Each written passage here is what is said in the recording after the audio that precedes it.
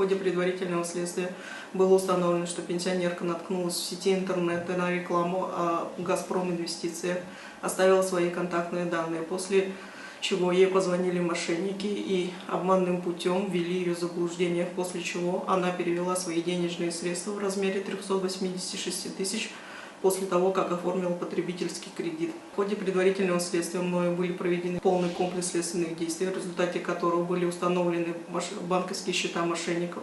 Также сразу наложены аресты на банковские счета, в связи с чем денежные средства были установлены и переданы потерпевшей. Мне несколько раз звонили незнакомые номера. Месяц, наверное, не взяла трубку, потом что-то интересно стало, я взяла трубку. Они мне рассказывали, как инвестиции работают, так интересно стало.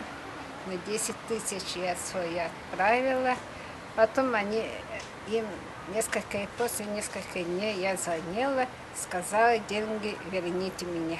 Они не вернули, сказали, мне этот надо, поручитель. Потом мы сразу бежали в полицию, Наталья Сергеевна, следователи. Ну вот заявление написали, сказали, что все равно не найдут. Люди так годами мучаются, квартиры продают, всякие деньги миллионами дают. Я так думала, что деньги, наверное, потеряла. Потом через несколько месяцев, прошло или не прошло, деньги нашлись, вернули. Я благодарна Наталье Сергеевне, потому что она меня помогала. Но следовательница хорошая, добрая, отзывчивая.